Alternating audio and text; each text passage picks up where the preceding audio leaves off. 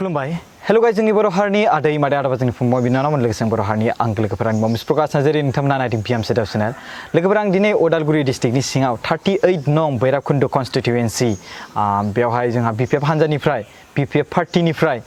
गसंनानै दं केन्डिडेट महरै जोंहा मिस्टार रिपेन दैमारि सारा सिगाङावहाय 2015 मायथाइयाव जेब्ला BTD आव इलेक्सन जादोंमोन बे समाव देरहादों दासिमावहाय बिथाङा खेबसे देरहानाय जाबाय नैबेजों नैथि बार जासिगोन दा 2020 नि इलेक्सनजों बिथांजों जों माखासे गोबां बाथ्रा सावरायगोन कि बिथाङा थांनाय 5 बोसोरनि गेजेराव बेसेबांखिनि रायजो राजाफोरखौ मदद खालामनो हाखो बेसेबांखिनि सोलायनाय लाबोनो हादों आरो बेसेबांखिनि डेभेलपमेन्ट खालामबोनो हाखो बेनि सोमोन्दै सावरायनाय जागोन आरो बिनि गेजेराव दायो मा स्टेटास जे पाब्लिकफ्रा बै 5 बोसोर बिथांखौ देरहाहोखांनायनि गेजेरावहाय फिथाइया माबायदि मोनदों जे बिथांखौ भट होगोन ना होआ बा माबायदि रिजाल्ट स्टेटासा माबायदि बिनि सोमोन्दै जों सावरायगोन गिबियावनो सारखौ जोङो फार्स्ट गिबि खेबनि थाखाय नोंथांखौ जोंनि BM चेनेलाव बरायनाय थाबाय सारा जोंनि बे BM चेनेलाव फार्स्ट टाइम स' सार आं बेखौनो बुंनो लुबैयो कि नोंथाङा दायो खेबसेबाव आरोबाव माने BPF हान्जानिफ्राय गसंबाय नङा होमबा BPF हान्जा पार्टिनिफ्राय स' दायो नोंथांनि हालामावहाय स्टेटासा माबायदि नं 38 भैरबकुंड समष्टि आरो बे समष्टियावहाय दासिम दिनैनि तारिखहालागै जथेस्थ' मोजां जाना दङ आरो देरहासार जानाया एकदम 100% माने खाथां जाना दङ खाथां जाना दंथारो एखेबारे स' माने बेवहाय गासै जोंनि बे उदालगुरि डिस्ट्रिक्टनि माखासे MCLA केन्डिडेटफोरजोंबो लादों आं इन्टारभिउ स' बिनि गेजेराव माखासे पपुलेसननि खोथा सावरायबोदों जे नोंथांनि एरियायाव गासै पपुलेसना बेसेबांसो आन्दाजथ' थागोन नोंथाङा 5 बोसोर जेब्ला खुंबोबाय जोंनि बे भैरबकुंड समष्टियावहाय दासिम प्राय 62,000 भटार दङ आरो बेनि गेजेरावहाय प्राय 24,000 बर' भटार आरो बाद बाखि नन बड' जेनेरेल भट आच्छा थ' बिनि गेजेरावहाय बर'फ्रा बांसिन बेवहाय ना बर' बांसिन थ' अके सार दायो नोंथाङा 5 बोसोर खुंनायनि गेजेराव दायो नैबे भैरबकुंड 38 नं भैरबकुंड बे समष्टिया सिगाङाव माबायदि डेभेलप जानायमोन दा नोंथांनि आन्दाराव फैनाय समाव बेसेबांखिनि डेभेलप खालामनो हाखो आरो मा डेभेलप खालामनो हाखो दा बाथ्राया जादों ओरैबायसा जे भैरबकुंड समष्टि BTCनि मोनसे 38 नं बे कन्स्टिटुएन्सि आरो बेवहाय जाहा BTCयावहाय 15 इयार्स माने कमप्लिट 15 इयार्स माने जोंनि नांगोलनि सरकार जाना दंमोनब्लाबो BTC ओनसोलाव गोबां माने बे चेन्जआ फैदों दिनै सोलायनाया फैदों नाथाय जोंनि भैरबकुंड समष्टिया जिहेतु माने बै 10 बोसोर प्राय 10 इयार्स जिहेतु बेवहाय बिब्दि बिजाथि गैयामोन बिब्दि जोंनि BPFनि बिजाथि आरो आंनि सिगाङाव जा दंमोन बेबो PCRनि सासे MCLA दंमोन बै समावहाय जोंनि BTCनिफ्राय जाफोर जौगाथायनि थाखाय जाफोर माने रां फैदोंमोन बेफोर जोंनिसिम सफैयाखैमोन जायनि थाखाय बेवहाय एसे माने कम्पेरेटिभलि जोंनि भैरबकुंड समष्टिया एसे बेक जाना दंमोन नाथाय जों एसे स्ट्रागल खालामनाबाबो बे भैरबकुंड समष्टिखौ 2015आवहाय बेखौ गुबुन माने राजनितिक हान्जानिफ्राय बेखौ जों सेख'ना लानानै लाबोनो हानायनि मोनसे माबाया फैबाय अके जायनि थाखाय थांनाय 5 बोसोर बे समावहाय माने रायजो राजानि एसे डेभेलप माने खामानि मावनो थाखायहाय एसे खाबुखौ जों मोनदों अके दा भैरबकुंडआव मेन प्रब्लेमा सारा मिथिनाय मथे मेन प्रब्लेमा आंथ' दायो बुंखालांबाय जे बेयाव चेन्ज माने दाथ' बे उइदिन बे 15 इयार्स माने ट्रेमेन्डास चेन्ज टेकिं प्लेस इन भैरबकुंड कन्स्टिटुएन्सि आरो बेनि जाहोना जाबाय जे बेवहाय जाहा BPFनि BTCआव सासे माने MCLA गैयाबाबो थांनाय 10 बोसोर नाथाय जाहा बेवहाय MLA दङ बेयाव दायो जेनेबा मन्थ्रि दङ जायनि माने जुगेदि जोङो बे ओनसोलावहाय मोनसे बे जौगाथायनि खामानिखौ मावनो जायनि नोजोराव आरो बिनि थाखायहाय गैयाब्लाबो जों माने जथेस्थ' बेयाव खामानि मावनो हादों BPF जा MLA दङ माने मन्थ्रि दङ बिसोरनि जुगेदि बेयाव खामानि जाफुंगासिनो दङ आरो बेखौ नायोब्ला बे ओनसोलनि माने गोलैसोना थायाखै जथेस्थ' डेभेलपआ जागासिनो दङ आरो फैबाय थानाय जा बोसोरबा बेयाव जुदि जों रायजो राजानि जुदि खामानि मावनो थाखाय आरो खाबु होबावोब्ला रायजो राजाफोराहाय आरो बेवहाय आरोबाव बेयाव माने बे जौगाथाया फैगोन होननानै जों आसा खालामनाय दङ अके सार दायो माखासे सुबुंफ्रा आरो बिनि गेजेरावहाय बिनि मेन समस्या जादों दैनि समस्या अके लोंनाय दैनि समस्या ओमफ्राय लामानि समस्यामोन बे उइदिन 10 years बेयाव कमप्लिट माने बेवहाय दालांफोराहाय माने सब आरसीसी दालांफोर जाजोब्बाय बेयाव गामि गांखन जाफोर माने लामा गाज्रिथारमोन थांनो हायामोन दैनि समस्याबो जोब्बाय ओमफ्राय दायो दैनि समस्या कमप्लिट 100% जोब्बाय होनना जों बुङा खिन्थु एसे दंबावो बेखौ फैबाय थानाय समफोरावहाय निस्सय जों बेखौ सल्भ खालामनो हागोन होननानै जों आसा खालामदों अके बे एरियाया एसे हाजोनि लिंक थानाय बेवहाय मैदेरफोरनि माबाफोरनि एसेफोर बिनि थाखाय मानसिफोरनि न'खरफोरखौ डिस्टार्ब खालामनाय बे बर्डारिं एरिया इन्डो भुटान बर्डार खाथियावनो दङ बेनिफ्राय थिक माने 4 किल'मिटार गोजानाव दङ आरो बे जाफोर माने माबा जाथाया जागासिनो थायो बिदिनो माने मेन एलिफेन्ट माने बे कनफ्लिक्टआ आरो बिदिनो गोबां मानसिफोरा थैलागासिनो दङ आरो बे समस्याखौ जों दासिम सल्भ खालामनो हायाखै इभेन जोङो जा फरेस्ट डिपार्टमेन्ट बिसोरजोंबो सावरायगासिनो दङ बोरैहाय सल्भ खालामनो हागोन बे समस्याखौ खिन्थु बिटिसिनि बा आसाम सरकार बिसोरजोंबो सावरायगासिनो दङ खिन्थु दासिम बे प्रब्लेमखौ जों दासिम सल्भ खालामनो हायाखै अके थांनाय जोंहा प्रमिला रानी बायदेव बिथाङा फरेस्टनि मिनिस्टारबो जाबायमोन आसामाव नङा होमबा स' बिथाङा दासिबांहाय जोंनि बिटिएडि एरियायावहाय फरेस्टनि सायावहाय बेसेबांसो डेभेलप लाबोनो हाखो बायदि नोंथांनि मथेब्ला बिथांनि जिहेतु बिटिसिनि खोथाया आलदा जिहेतु बिथाङा आसामनि सासे फरेस्ट मिनिस्टार जाहैबाय बेनिखायनो बिथांहा डाइरेक्ट बेयाव खामानि मावनो हानायनि मोनसे गोहोआ गैया जायनि थाखाय बेवहाय फरेस्ट डिपार्टमेन्टआव खाम्फा बिथां खाम्फा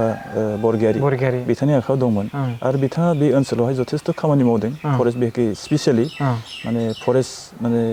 प्रटेक्सननि बे बेलायावहाय आरो बिथाङा जायगा गोबां माने बिदिनो न'बो लुना होदों जायफोरा माने फरेस्ट डिपार्टमेन्टनि जाफोर बेयाव बे हाग्रा माने डिफरेस्टेसनफोरखौहाय बेखौ टटेलि स्टप खालामनो बेयाव हादों आरो बिदिनो गोबां जायगायावहाय बिथाङा माने बे फरेस्ट जायफोर मावथिफोर दङ बिसोर जिरायनो थाखायहाय न'बो लुना होदों जायगा आरो बिदिनो गोबां जायगायाव बिथाङा गिदिंदोंबो आरो बेनि समावनो बा जोंनि बिपिएफनि सरकार थानाय समावनो जोंनि बे एरियायावहाय डिफरेस्टेसन जि प्रसेस बेयाव सोलिबाय थादोंमोन बे टटेलि स्टप जाना दङ आरो बिदिनो जाफोर माने इलिगेलि जाफोर माने बालि अन्थाइ बिदिनि खामानिया सोलिबाय थादोंमोन बेवहाय बेबो माने एसेबाबो बेखौबो होबथाना दिनै जों हादों अके नोंथांनि मथेब्ला बिटिएडिनि सोमोन्दै आं बुंगोन नोंथांनि मथेब्ला बिटिएडि अल बिटिएडियाव बांसिन प्रब्लेमा माया गोसारना दङ आं बेखौ मानि थाखाय सोंदों होनबा जुदि दाबायदियाव बिपिएफ पार्टिया सरकार दाफिनोब्ला अब्ला नोंथांखौथ' निस्सय इएम बानायखागोन अब्ला बिनि सायावहाय आं बिनि थाखायनो बे बाथ्राखौ बुंनाय जादों मेन प्रब्लेमा बेवहाय आं बुंनो थाङो दिनै आनएमप्लयमेन्ट प्रब्लेम बेनो जोंनि बिटिसियावहाय माने बार्निं कुइसन बेवहाय आनएमप्लयमेन्ट प्रब्लेम ओरैबायसा जों आसा खालामदोंमोन जे बिटिआर सुक्तिनि गेजेरजों जोंनि आनएमप्लयमेन्ट प्रब्लेम स्पेसियेलि जों बिटिसि एरिया बेवहाय एसेबाबो माने सल्भ जागोन नाथाय जों नुनो मोनबाय जे बिटिआर जिथु सुक्ति बे सुक्तियावहाय बिथांमोनखौ बिदिनो कर्म संस्थापन बा बिथांमोननि थाखाय माने इमप्लयमेन्ट जेनेरेसननि थाखाय बिथांमोना जेबो सिन्था खालायाखै जाय एकर्ड सिगनेटरिस बिथांमोना जेबो सिन्था खालायासै बे जोंनि थाखाय दुखुनांथावना अब्ला नैबे बिटिआर जाय एकर्ड बेवहाय माने थोजासे जायाखै माने दुखुनांथाव बे बाथ्रा कि माने जेसेबांखिनि बे बिटिआर 27 जानुवारियाव जादों बे बिटिआर एकर्डआवहाय जेसेबांखिनि नांगौथाय बेखौथ' मोनखायाखै मोननाया अब्लाबो माने बिनि गेजेराव बिटिएडि एरियाफोरनि थाखाय साफिसियेन्ट जाखानाय नंखाया नंनायालाय अब्लाबो साख्रि बाख्रिनि थाखाय माखासे जाय इनस्टिटिउटफोर बानायदों जुदि बिपिएफ साप'ज हमना ला बिटिआर एकर्ड जाबाय नङा होमबा जोंनाथ' एग्रिमेन्ट मोनबायबो नङा होमबा दा बेथ' जाना थांखाबाय नङा होमबा सार साप'ज बिपिएफ पार्टिया दायोब्ला अब्ला बेवहाय बेसेबां जौखोन्दो सारमोना जे बे कलेज इनस्टिटिउटफ्राव बर'फोरनि थाखाय बा गुबुन जाथिनि थाखाय बिटिएडि एरियानि थानाय मानसिफोरनि थाखाय जबखौ होनो हागोन बायदि बेयाव जब होनो हानायनि बाथ्राथ' फैया बेयाव मानो होनब्ला बिसोर टेकनिकेल नन टेकनिकेल इनस्टिटिउसन बेयाव जाफोर माने फोरोंगिरि फैगोन जाफोर माने प्रफेसर जाना फैगोन जायफोर लेक्चार जाना फैगोन बिसोरनि थाखाय माने लिमिटेड मोनसे पस्ट थागोन आरो बेयाव जाफोर माने पस्ट क्रिएट जागोन बेफोर पस्टआ जेनेबा बे पस्टखौ जोंनि बिटिसिनिफ्राय एलिजिबल सासे केन्डिडेट ओंखाराबो जानो हागौ बे पस्टनि थाखाय होमब्ला जुदि एलिजिबल केन्डिडेट जों बे बिटिसिनिफ्राय मोनाब्ला बाहेरनिफ्राय जों लाबोनांगोन सासे इन्जिनियार कलेजनि इन्जिनियारिं कलेजनि सासे लेक्चारार बा प्रफेसर जानोब्ला जोंनियाव एलिजिबल माने केन्डिडेट मोनाब्ला बेथ' गुबुन जायगानिफ्राय फैगोन एसाम बा बबेबा गुबुन जायगानिफ्राय बेलेग स्टेटनिफ्राय होमब्ला बे जोंनियाव जा माने आनएमप्लयमेन्ट प्रब्लेम बे आनएमप्लयमेन्ट प्रब्लेमानो माने सेम थाफिनगोन आरो जोंनि खेथ्रआवहाय आं बेखौनो फंनैसो बाथ्रा बुंनो लुबैयो जे बिटिआर एकर्ड जिथु जालांबाय बे बिटिआर एकर्डआवहाय जाफोर क्ल'ज दङ आनएमप्लयमेन्टनि थाखाय एसे इमप्लयमेन्टनि थाखाय मोनसे माने एसे बेयाव क्ल'जफोरखौ सोनायब्ला निस्सय दिनै बिटिसिनि जाफोर माने प्रब्लेम जाना दङ बेखि आनएमप्लयमेन्ट प्रब्लेम बेनि गेजेरजों निस्सय बेवहाय माने बे जोंनि आनएमप्लयमेन्ट प्रब्लेमखौ एसे टु सार्टेन एक्सटेन्ट जों सल्भ खालामनो हागोन होननानै आसा खालामदों मानो होनब्ला जों जेब्ला जोंनि अहम सुक्ति बा एसाम एकर्डखौ जेब्ला 1985आवहाय जेब्ला बेखौ एकर्ड खालामदोंमोन साइन खालामदोंमोन बे समाव जों नुनो मोन्दों बिनि क्ल'जफोरावहाय बेयाव ओरैबायसा जाफोर माने बेयाव एजिटेसन बा बे अहम आन्दलननि जाफोर बेयाव लिडारशिप लादोंमोन बिथांमोना बे क्ल'जआव सोदोंमोन जे जाफोर माने बेयावहाय माने इनभल्भ जाना दङ बे आन्दलनावहाय जायफोर माने आनएमप्लयड एजुकेटेड माने जाफोर सेंग्रा सिख्ला दङ बिथांमोनखौ जाहाथे माने प्लेसमेन्ट होनो हायो बिथांमोनखौ जाहाथे साकरि होनो हायो बिनि थाखाय बे क्ल'जआव मोनसे बाथ्राखौ बिथांमोना सोदोंमोन जे गिदिर जाफोर प्रजेक्ट दङ दायो जेरै नुमलिगड़ अइल रिफाइनारि बिदिनो नगाव कागज मिल बेसानो सिपाजारावहाय मंगलदै सेरावहाय माने प्राग बसिमि मिल बेफोराव जेरावनोखि 16,000 to 12,000 माने इमप्लयमेन्ट जेनेरेसन जायो पोस्ट जेनेरेसन जायो बिब्दि गिदिर प्रजेक्ट गिदिर माने इन्डास्ट्रिफोरखौहाय बे क्ल'जआवहाय सोना होदोंमोन जायनि थाखाय टु सार्टेन एक्सटेन्ट एसामावहाय बा बे समाव एजिपि गभर्नमेन्टआ माने आनएमप्लयमेन्ट प्रब्लेमखौ एसेबाबो सल्भ खालामनो हादोंमोन दिनै बिब्दिनो बै बिटिआर एकर्डआव बिब्दि बेबस्थाफोरखौ माने होनायमोनब्ला बा थानायमोनब्ला निस्सय जोंनि बिटिसि ओनसोलाबो जा आनएमप्लयमेन्ट प्रब्लेम दायो मोनसे बार्निं कुइसन जाना दङ बे बुस्थुखौ निस्सय माने एसेबाबो सल्भ खालामनो हागौमोन होनना आं आसा खालामदोंमोन नाथाय बेनि जेबो बेबस्था गैया दिनै आरो बेनि थाखायनो जोंनि गेजेराव बा बिटिसिनि गेजेराव जा आनएमप्लयमेन्ट प्रब्लेम दङ बे अरायबो थागोन आरो अके दायो नोंथांनि एरियायाव ओरैबायदि सासे जोहोलाव फैदों जायखौ आंबो पार्सनेलि बुंनो थाङो बेखौ जे बिग्रायारि नङा होमबा बिथाङा एनडिएफबिनि सासे जोहोलाव नङा होमबा जोंनि बर' हारिनि सासे जोहोलाव बिथाङा national democratic front of Bodoland मुभमेन्टनि सासे बिग्रायारि बिथाङा बर' हारिनि थाखाय मोनथायखौ नागिर गोबां सम हाग्राबारियाव थानो गोनां जाबाय गोबां सम माने मोसौ सैमाफोरबायदि सैमा अमाफोरबायदि होसोजाबाय नङा होमबा भारतनि आर्मिफोरजों नङा होमबा आसामनि आर्मि पुलिसफोरजों नङा होमबा स' बिथाङा दायो नोंथांनि एगेन्स्ट एबा नोंथांनि कन्टेस्ट हिसाबै बिथाङा सिखारनानै दङ नङा होमबा स' बिनि बेलायावहाय माखासे सुबुंफ्रा बे बाथ्राखौ बुंदों कि बिथाङा सासे बिग्रायारि हिसाबै बिथांनो भट मोनथारगोन नङा होमबा स' दायो बिनि बेलायाव नोंथाङा मा बुंगोन बिथाङा जे पार्सनेलि मोनसे रिसपेक्ट दङ बिनिसिम जिहेथु जोंनि बर' हारिनि थाखाय बिथाङा मोनसे गिदिर मोनसे कन्ट्रिबिउसन दङ थेवब्लाबो माने गासै माने सुबुङाबो जे माने बेयाव गुबुन कमिउनिटि दङ बिसोर गासै कमिउनिटिफोरा जे बेखौ एक्सेप्ट खालामनो हागोन बेथ' नङा जायनि थाखाय बिथाङा दाथ' माने ओरैबायसा अबस्था माने गुबुन हारिया बेखौ एक्सेप्ट खालामनो हायाखै जायनि बेलायाव जों बुंनो हायो जे आं देरहासार जानाय आं माने सियर जाना दङ अके बाइचान्स दाबायदियाव गासिबो बर'फ्रा जेनेबा सारा बुंदों 24,000सो दङ भैरबकुन्द जुदि 24,000आ गासिबो बिथांनो होयोब्ला अब्ला बिथाङा देरहागोन नामा आरो गुबुन हारसाफ्रा गुबुन जाथिफ्राबो होयोब्ला दा जोंनि बर' हारिनिफ्राय जे बा बर' कमिउनिटिनिफ्राय जे 100% मोनगोन माने बेखौ जों सियर बुंनो हाया मानो होनब्ला बेनि गेजेरावनो थागोन सोरबा बिजेपि बेनि गेजेराव थागोन सोरबा इउपिपि बिजेपि माने एजिपि थागोन बिपिएफ थागोन बेखायनो माने 100% जे बर' बे 24,000 आरो बेनि भितराव कास्टिं जागोन प्राय जेनेबा 19,000 बा 20,000 बे 20,000नि भितराव जे बर'फोरा जे होजोबगोन बेथ' नङा अके स' नोंथांनि एरियायाव बनायना गासै लानो हाया आरो नोंथांनि एरियायाव गासै बेसेबांसो BCDC दं आंनियाव माने 10टा BCDC दङ दासिम आरो बेखौ जोङो एसे जोंनि BTC सरकारा मोनसे आसनि लादोंमोन बेखौ जाफोर माने more than 5,000 माने माबा दङ माने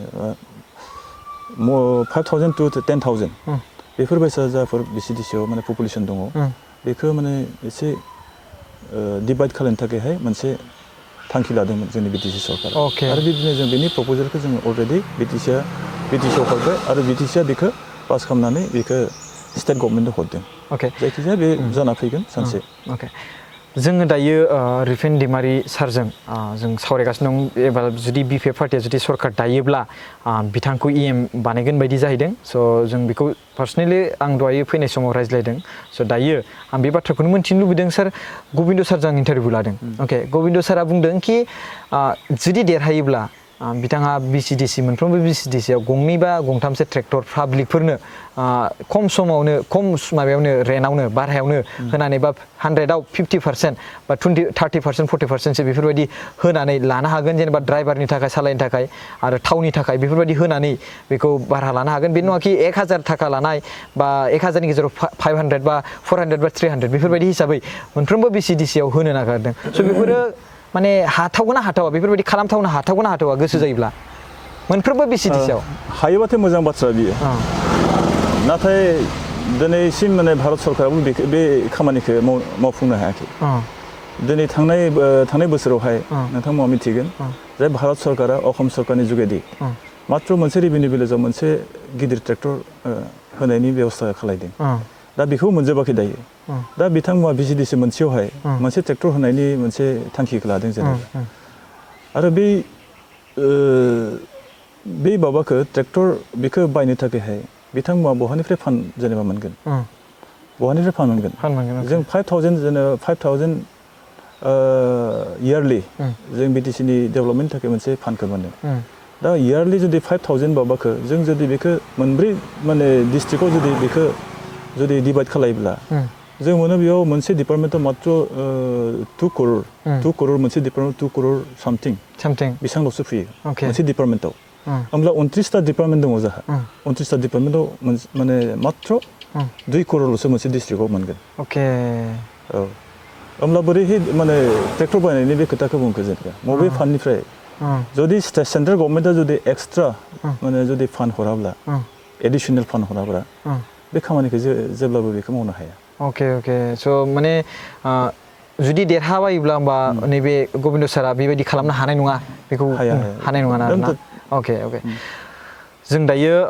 बरिगाव ना बरिगाव जायगायाव दङ बरिगाव गामियावहाय जोङो रिफेन दैमारिनि न'आवहाय फैनानै बिथांजों माखासे मोगा-मोगि लाफैदों जों गोबां मानसिफोरजों जों मोगा-मोगि लानाय हिसाबै जोङो बिथांजोंबो मोगा-मोगि लानानै माखासे हाइलाइट सिस्टेमै बे भिडिअखौ बानायनाय जादों सार जोंनि BTDआवहाय प्रब्लेमा गोबां दङ बेखौथ' मिथिखायो इयुथनि प्रब्लेम नङा होमबा इयुथनि प्रब्लेमा बेनोखि फरायबाय लिरबाय MCOM पास जाबाय MSc पास जाबाय BTech MTech पास जाबाय दाना मा मावगोन आं गोजान कम्पानिफोराव थाङो आरो फैफिननो गोनां जायो नङा होमबा बेफोरबायदि आनइमप्लयमेन्टनि नोंथाङा दहाय बुंबाय बाथ्रा जेरै हमना ला आरोबाव उमेन्स प्रब्लेम जे हाबा जाखांबाय लोगो लोगोनो गावजों गाव नांज्लायलायबाय हौवा हिन्जाव आरो बिनि गेजेरावहाय खारलायलायफिनलायबाय मानि थाखाय रां रुफानि थाखाय जाहोनाय लोंहोनाय हायैनि थाखाय जुमाय लोंनायनि बायदिसिना बेफोरनि थाखाय नङा होमबा निसा लानाय बारानि थाखाय स' दायो बेवहाय माने साख्रिनि थाखाय गोबां प्रब्लेम जाना दं सार नङा होमबा साख्रिनि थाखाय गोबां प्रब्लेम जाना दं आरो उमेनफ्राबो ओरैबायदि जाना दं माने जायगाफ्राव हाग्रा बंग्रा अबेबा साइड जायोबा एसे माने ओरैबो न' गैया ओरैबो न' गैया बा बेफोराव रेप जानाय बेफोरबायदि जागासिनो दं स' बेफोरनि सायावहाय जाय रेप जानाय बा आनइमप्लयमेन्टनि सायाव जे माखासे बिथिङाव नङा होमबा स' ओमफ्राय बिनि गेजेराव स्किल डेभेलपमेन्टनि थाखाय सेन्टार इडुकेसन सेन्टार नङा होमबा स्किल डेभेलपमेन्टनि थाखाय इडुकेसन सेन्टार बेफोरनि बेलायावहाय नोंथांमोना मा सानो दासिबांहाय नोंथांमोननि पार्टिया बेसेबांसो जौखोन्दो लाबोखो बेखौ डेभेलपमेन्टआव दा जोंनि BPF सरकार जेब्ला सरकार दाना दंमोन थांनाय बोसोरफोरावहाय जोंनि BPFआ बे बेलायावहाय जथेस्थ' माने इनिसियेटिभखौ लादों जेरैहाय नोंथाङा बुंबाय जे जिथुनाखि माने स्किल डेभेलपमेन्ट सेन्टारफोरखौ बिसा खुलिदों जायगा जायगा आरो बिब्दिनो जोंनि जाफोर आनइमप्लयड जाफोर युथ दङ बिथांमोनखौ बेफोरावहाय एंगेज खालामनानै बिथांमोना जाहाथे सेल्फ डिपेन्डेन्ट जानो हायो बिनि थाखाय बे बेबस्थाखौ लागासिनो दङ आरो फैबाय थानाय समाव जों जुदि बे सरकार दानायनि मोनसे खाबुखौ मोनोब्ला जों निस्सय बे माबाखौ आरो गोख्रोङै खामानिखौ मावलांगोन होननानै आसा खालामो बेखौ सानो आरोना अके लोगोफोर जों दिनैहाय बरिगावआव दंफैयो आरो उदालगुरि डिस्ट्रिक्टनि सिङाव 38 नं भैरबकुन्द कन्स्टिटिउएन्सियाव IBPF हान्जानिफ्राय गसंनानै दङ जोंहा मिस्टार रिपेन दैमारि सार बिथांजों जों मोगा मोगि लाबाय गोबां बाथ्रा जों मोन्थिनो मोनबाय सार आं बेखौनो बुङो नोंथाङा लास्ट मेसेज माबाफोर होनो दं नामा लास्ट मेसेज आंनि जोंनि 38 भैरबकुन्द माने समस्तिनि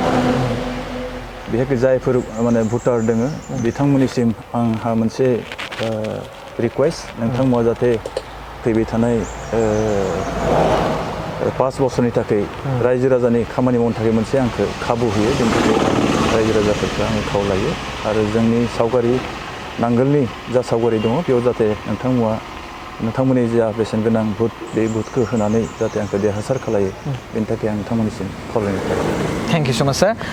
जों सारखौ गोजोननाय जासिबाय जे नोंथाङा जोंनो टाइम होबाय बेखिनि नोंथाङाथ' बहा थांबोगोन दाथ' लकडाउन जादोंब्लाबो माखासे चान्स होदों जे भिजिट खालामनो थाखाय केम्पेनिंथ' चान्स गैया बाट भिजिट खालामनो थाखाय चान्स होदों स' इलेक्शनाथ' बे समावनो बे मासावनो जागोन बायदि बेखौबो खोनानो मोन्दों बाट जुलाइआव जानोबो हागौ दा ओरैनो 50% थांखाबाय बे मान्थनिया नङा होमबा दिनै 17 स' thank you so much sir time होनायनि थाखाय खुलुमबाय